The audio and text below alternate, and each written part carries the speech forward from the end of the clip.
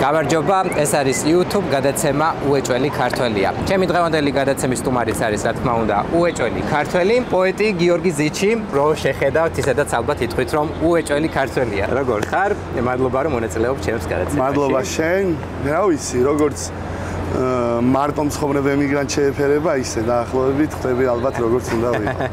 ზიჩი რას ნიშნავს? ბავშვობაში მამა ჩემი, მე და ჩემ ძმას ვეფხისტყაოსანს გვასწავლიდა თავის საზეპიროებით, ეს ვეფხისტყაოსანი იყო უნგრელი მხატვრის მიხეილ ზიჩის მიერ დასურათებული. ყველგან ამას ვატარებდი და უკვე მქონდა რომ აი ნახე ზიჩის ნახატები და შემერქვა ეს ზიჩი.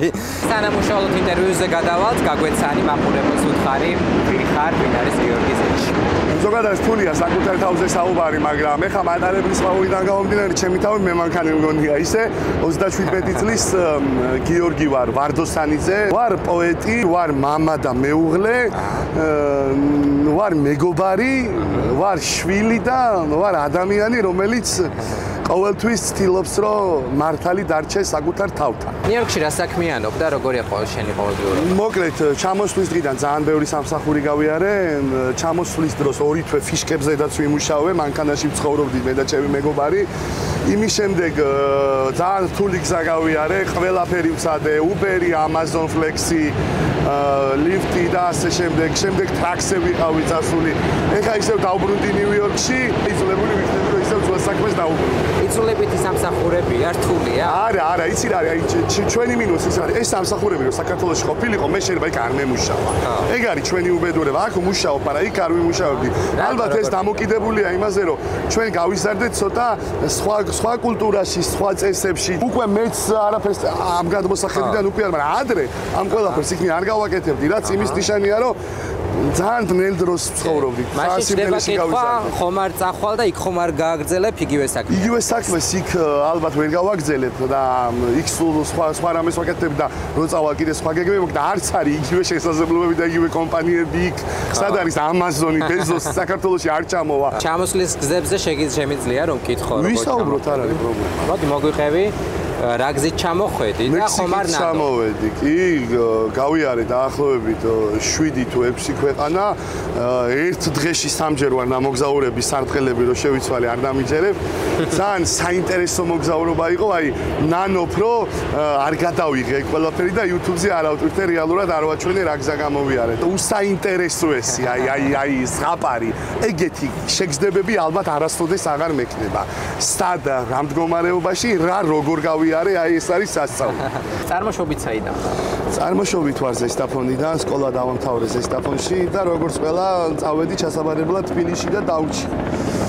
მთელი ჩემი ცხოვრება ამ ორ ქალაქ შორის ვიყავი გადებული, მივდიოდი, მოვდიოდი, იმიტომ რომ ძალიან მიყვარს ჩემი მშობლიური მხარე. ზესტაფონი როგორი ქალაქია? მაგარი ძალიან მაგარი ხალხი ცხოვრობს, მაგათ ვენაცვალე, აი საყვარელი, სტუმართმოყვარე, აი გემრიელი, აი ხაჭაპურივით ქალაქია რა, აი ძალიან გემრიელი. ზესტაფონის მერი რო იყო, რას გაუკეთებდი ამ? აუ, რანაირი კითხვა დამის, ვიცი, ეხა ვიღაცას ეგონება, რომ კითხვა დაგასწრებიე სპეციალურად, იმიტომ რომ სულ კონფლიქტი მაქვს იქაო მასთან ხელმძღვანელ. ზესტაფონის მერი რო ვიყო, იმდენ კაი რამეს გავაკეთებდი. პირველ რიგში ჭირდება ჩემ ქალაქს სუფთა ჰაერი, იმიტომ რომ იქ არის ფეროშენადობთა ქარხანა და წამლავს მთელ ქალაქს და ძალიან ბევრი ონკოლოგიურად დაავადებულია ჩემი ქალაქი და ნიუ-იორკი შენი მე რამდენი სახლია? აი ნიუ-იორკი უკვე მართლა მესამე სახლია რა და ნიუ-იორკის აი ძალიან დამწყდება გული აქედან რომ წავიდე და აქ ჩამოსვლა აღარ შემეძლოს. იძულებული იყავი რომ აქ ჩამოსულიყავი თუ უბრალოდ მოხედია? აი არა, გეტყვი, აბსოლუტურად რაღაც ჩემი პატარა ბიზნესი მქონდა, რაღაცებს ვაკეთებდი ისა მაგრამ ნუ ისე მოხდა რომ წამოვედი, რაღაცები აირია და ბოლოს ისე იყო რომ აბსოლუტურად ყველაფერი, ყველა გზა გადამეკეტა, ყველა სასუნთქი გადამეკეტა, იძულებული ვიყავი ბოლო ფულით, ჩემი აშენებული სახლი გავყიდე და იმ ფულით წამოვედი რა, რაც არის ჩემთვის ყველაზე დიდი ტრაგედია რა. არა, ეს ჩემს ქალაქში, ზესტაფონში, ჩემი მამაპაპურის სახლის წინ, სადაც ჩემი შოლები ცხოვრობენ, იყო პატარა მიწის ნაკვეთი, რომელიც ვიყიდეთ და ავაშენე იქ ჩემი ოცნების სახლი. ოცნების სახლი გაყიდე. ოცნების სახლი გავყიდე და წამოვედი ამერიკაში, იმიტომ რომ ესე ჭირდებოდა ჩემს ოჯახს. ოცნების სახლის გაყიდვით ახალი ოცნება აისრულე? ვერა სამწუხაროდ, ჯერჯერობით ვერა, მაგრამ გეტყვი. იმდენი პრობლემით წამოვედი, იმ პრობლემების მოგვარებას უნდები უკვე თითქმის მესამე წელია და ბოლოში ვარ გასული და აუცილებლად საქართველოში ალბათ ვერ შევძლებდი და ბოლოში ვარ გასული და აუცილებლად იმისთვის ვიბრძვი, რომ დაკარგულის დავიბრუნო და უფრო მეტიც შევქმნა ჩემი შვილისთვის. შენი სახით წარმატებულ ადამიანს ვესაუბრები? ჩემთვის დღეს წარმატება ასოცირდება ჩემ ოჯახში დაბრუნებასთან. მე იქ წაგებული ვერ დავბრუნდები, თუმცა ვაპირებდი, უკვე აღარ შემეძლო. ჩვენთან თენდება და ღამია, დრო და სივრცეში ვარ დაკარგული, აქეთ კარგია, გამოზამთრება, როცა არ მოდის იქ გაზაფხული. ეს არის შენი ლექსი სოციალურ ქსელში.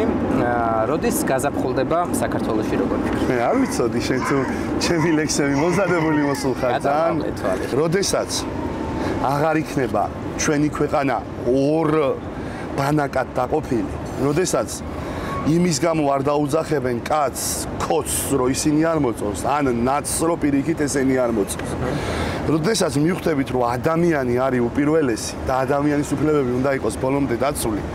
როდესაც პირად მომხვეჭველობას თავს დაანებებენ ჩვენი ჩინოვნიკები და ქვეყანას მიხედავენ, როდესაც ახალგაზრდა ბავშვებს არ ჩასვავენ ციხეში და ამ ყველაფერს უყურებს შორიდან, ეს არის ძალიან რთული და აი ურთულესი გეფიცები ჩემ თავთან მარტო დავრჩენ ვარ და ცრემლები წამომსვლია რომ დამინახავს რა ხდება. აი თუ მე თქვენში დამარწმუნებ თქვენ რომ არასწორად ვყელავ და არასწორად ნერვიულობ, მაშინ ვიტყვი რომ იდიოტი ვარ და წავალ და საერთოდ თავს მოვიკლავ, რა ვიცი. ამდენი იდიოტი თუა სამყაროში ჩვენ ყველა რომ ამაზე ვნერვიულობ და მარტო ისინი არიან მართლები, ვინც მესის ბოქსით გველაპარაკება და თუ ჩვენ ქვეყანაში ყველაფერი იქზე და ამდენი ხალხი აქ მოდის, იმიტომ რომ რა ვიცი, გიჟები არიან მექსიკით მოდიხარ, შეიძლება გზაში მოკვდე ჩვეულებრივად და ტოვებ იქ კარგ ცხოვრებას, სულელი უნდა იყო, ხო? პოეტების მიმართ არის ხოლმე ხშირად ორი დამოკიდებულება, ადამიანები, რომლებიც აფასებენ ლექსებს და ადამიანები, რომლებიც ამბობენ ხოლმე, რომ ბიჭო, შენ რაღაცა ლექსებზე ხარ გიჟ პოეტა. მოდილიანს ეკითხებიან, გიჟი ხარ რემბრანდტი, რენუარი თუ რემბრანდტი არ მახსოვს და ცოტაო ეუბნება და ეგ არის ყველაზე ლამაზი სიტყვები მაგ დროს ჩემი აზრით და ყველა ცოტა გიჟი უნდა იყოს. ორი პრეზიდენტი რო ავიღოთ, ამერიკის შეერთებული შტატების და ყველაზე დახურული და არათავისუფალი ქვეყნის პრეზიდენტი ჩრდილოეთ კორეის. წარმოიდგინე, რომ ამ ორმა პრეზიდენტმა გაცვალა ქვეყნები. მოგეთ ამერიკა გახდება ჩრდილოეთ კორეა და ჩრდილოეთ კორეა გახდება ამერიკა. ხო, აი წარმოიდგინე, რომ ამერიკაში მოვიდეს უცებს კიმ ჩენ ინი ჩრდილოეთ კორეის. მეც დაგვიფარო. ხო, აი ძალიან დაგვენწრევა რა, მოკლედ პირდაპირ გეტყვი რა. ნებისმიერი ამერიკის პრეზიდენტი ნებისმიერ ქვეყანას გახდი და თავისუფალს და მოუგიდებს, იმიტომ რომ ეს არის თავისუფლების აკვარი. შეიძლება ჩრდილოეთ კორეელებს ეს თავისუფლება ვერც გაეგოთ და ჩამოეგდოთ. დედამიწა რო ბრტყელი იყოს, მისი უკიდურესი ნაწილიდან ვის გადაჭიხავდი, გულისხმობ იმას, რომ როგორ ფიქრობ სამყაროში ყველაზე მეტად ვინ ამძიმებს დედამიწას? პუტინი. პუტინს და მაგის მიმდევრებს გადავჭეხავდი ყველას ერთად. ადამიანის გასაცნობა დრო გჭირდება თუ გაქვს შინაგანი კარგი რენტგენი, რომლითაც ერთი დანახვით შეგიძლია რომ ადამიანი ამოიცნო, რა ტიპია? ზოგადად არ ვფიქრობ ადამიანი როგორია, თუ გავიცნობ მეურთიერთები, ხა თუ გამოვა იმასთან ურთიერთობა, გამოვა, არ გამოვა. კომუნიკაბელური ტიპი ვარ.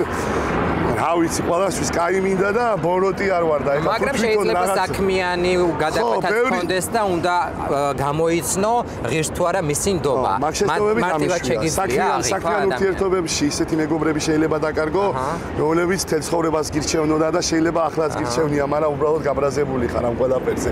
ძალიან ბევრი რამე საქმე ჯობია მარტომ გააკეთო და ამაში არ გამოცადო არავინ რა, იმიტომ რომ საქმემ შეიძლება ისეთი ადამიანები დაგაკარგიოს, რომელიც ყველაზე მეტად გიყვარდა.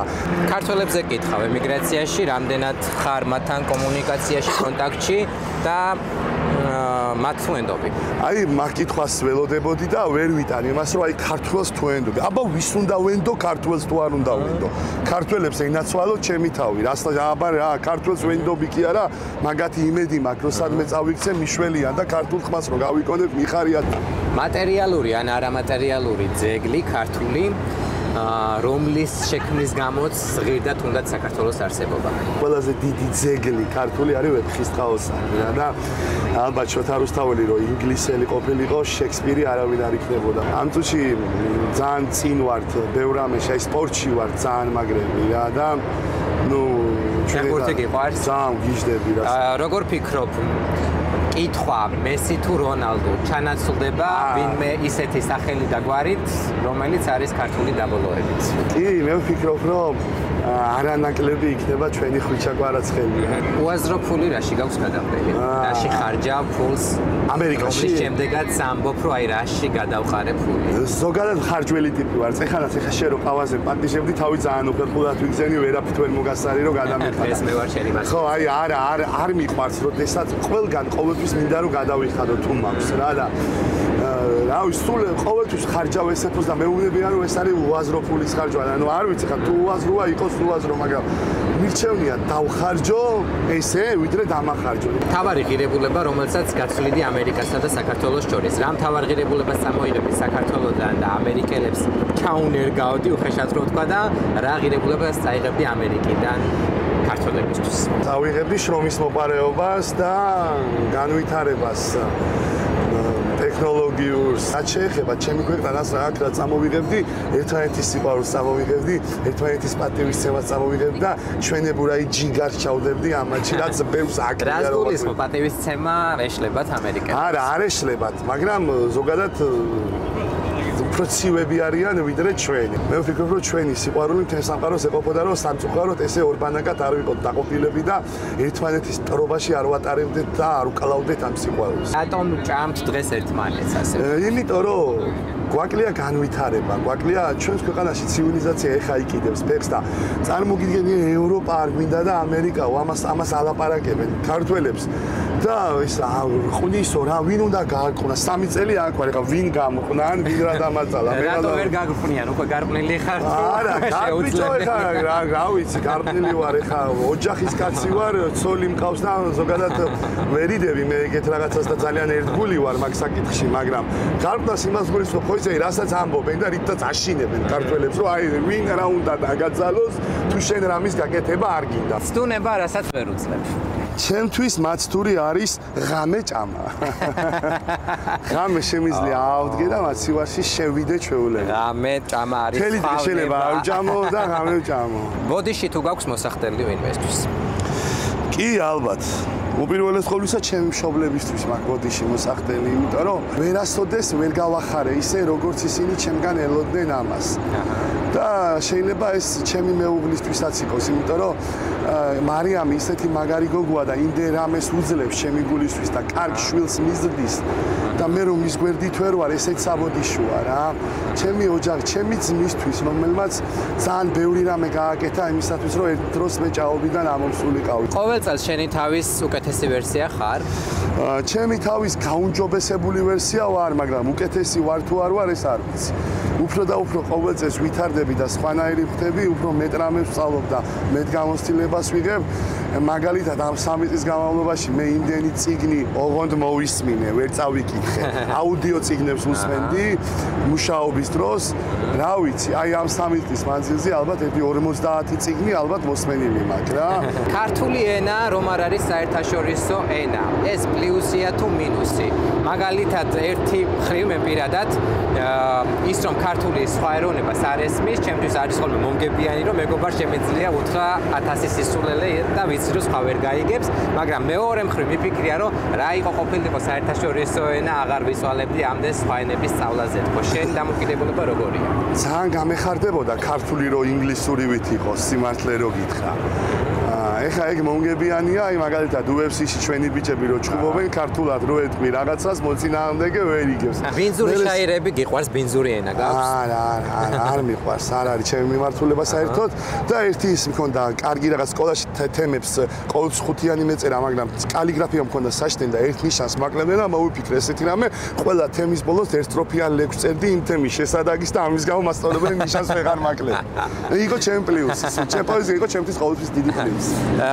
გოგოები მოგიხიბლავს, გამოგიყენებია გოგოების მოსახიბლად შენი პოეზია? აი, ჩემი მეუღლე არ გაბრაზდება, კი, რა თქმა უნდა, სტუდენტობის დროს სანამ ცოლს მოვიყვანდი, ხშირად იყო ეგ სიტუაციები, როდესაც მე ჩემი ლექსები, მე კერას ხვებიც სარგებლობდი. პოეტს ყოველთვის უნდა კონდეს რაღაც გასაჭირი პრობლემა იმისთვის, რომ უფრო შემოქმედი იყოს. საერთოდ არ მინდა პრობლემა რომ მქონდეს, სადაც ძალიან კარგად ვიქნებოდი, ეხა რა პროფესიონალია იქ. პროფესიონალი რაში ხარ? ჭკუარაში მოგეკითხება. პროფესიონალი სერიოზული და ნამდვილი და მართალი კაცი ვარ მეგობრობაში არ შემიძლია ჩემ მეგობარს უღალატო არ შემიძლია იმას უჭირდეს და მე დამეძინოს მშვიდად და ეს ვიცოდე და რამეში აი რამე მქონდეს და იმას ჭირდებოდეს და არ გავაკეთო აი არ არსებობს ეგეთი რამე რა თავარი ტყუილი ამერიკის შესახებ რა არის როგორ ფიქრობ ხო ყველა მაგას ამობს ეხლა როგორ ჩამოხვალ ეგრევე დოლარებს შოულობ ეგ არის მთავარი ტყუილი რა ამერიკის შესახებ რა რო ჩამოხვალ იმდენი რამის გავლა და იმდენი რამე გიწევს შეიძლება სულ აღარ გინდოდეს მე ეგ დოლარები და გაგიჟდე და თქვა აგა ბევრი წავიდა ვერ გაუძლო და წავიდა მაგრამ ვერ გაუძლოსაც ვერ ვიტყვი რასთვის თავს ვერ გაუძლო ძალიან კარგად გაუძლო მაგრამ უბრალოდ ალბათ მივხვდა რომ ყველაფერი არ არის აქ და მაინც ურჩევნია რომ ოჯახს დაუბრუნდეს ჩემი გეგმაც ეგ არის ეხა თუ ისინი აქ ვერ წამოვლენ და ვერ დაულაგდები აქ ისე როგორც საჭიროა მე მეც წასვლა მომიწევს აბა სხვანაირად არ გამოვა რა ამერიკიდან რო წახვალ ამ ქვეყანას მადლობას რის გამოეთყვი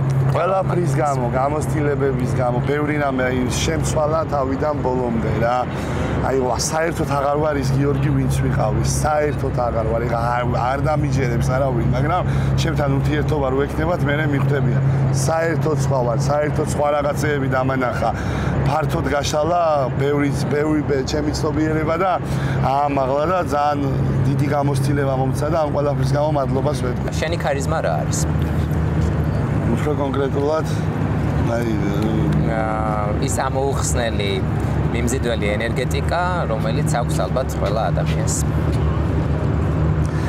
რატო გითხე ხა უფრო კონკრეტულად იცი იმიტომ რომ მე ქარიზმას რამდენიმე რაღაცაში ვქნობ ჩემ თამთან მიმართებაში და რა ვიცი ჩემი ქარიზმა რა არის იცი რომ ადვილად შემიძლია რომ